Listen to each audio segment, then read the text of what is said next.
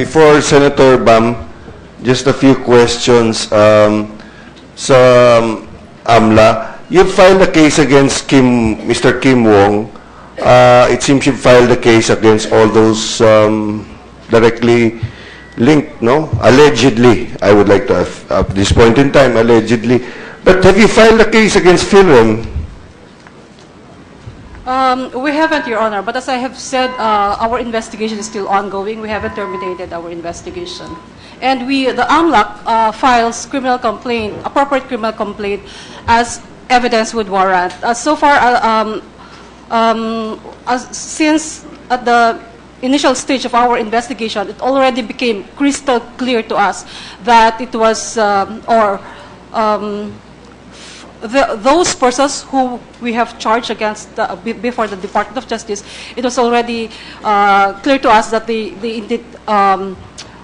had committed acts that would constitute money laundering. That's why we already filed criminal complaint against him. But as I've said, our investigation is still ongoing, and depending on the evidence that we would be able to gather, probably more criminal complaints would be filed against all those involved in this scheme, Your Honor.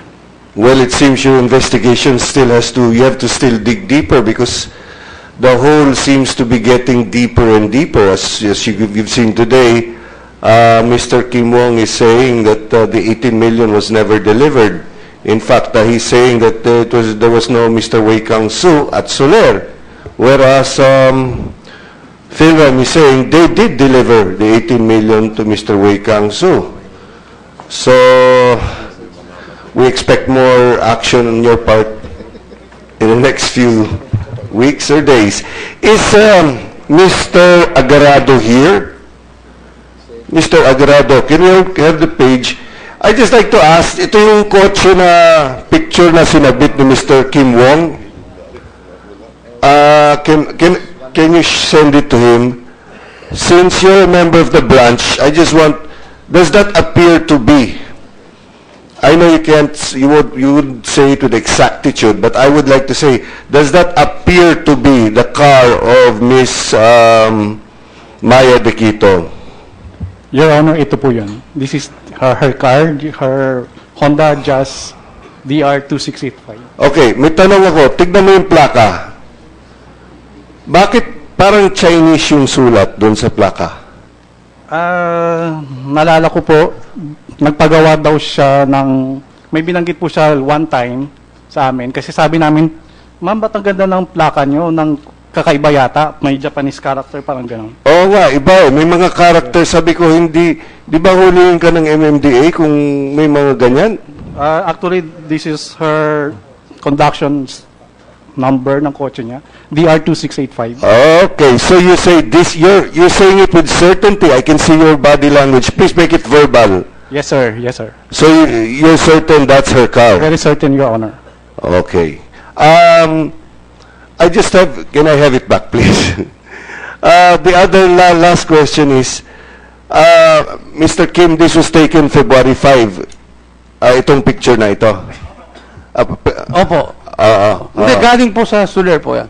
Galing sa Soler. Na yung papasok po ng body po. Opo. Oh, pero may date po dyan po, sir. yes. Opo. Oh, nakalagay nga February 5. Opo. Then tanong ko lang sa Soler, bakit at kay Mr. Kim Wong, sino makasagot, no? Kasi sabi mo, Mr. Tan, 14 days, burado na. Okay?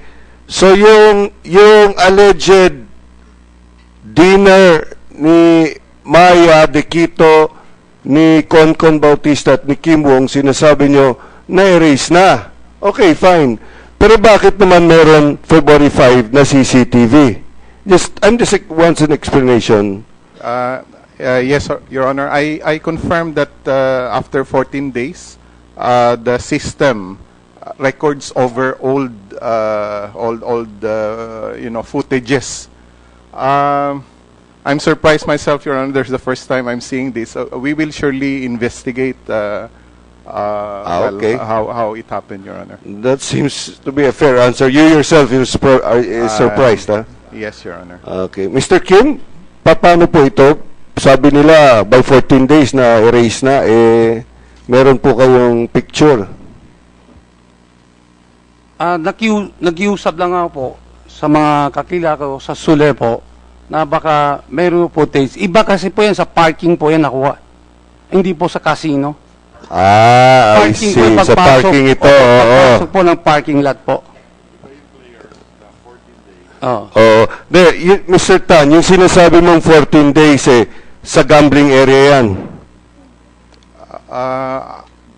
I did not ask whether it should be limited to No, something just else. find out, no? Kasi yung restaurant, hindi naman gambling area, eating area yun. Baka naman iba yung hindi 14 days. Understood, Your Honor. Okay. I will Baka you report can produce next- something next I will hearing. report in next hearing, Your Honor. Okay, thank you, thank you.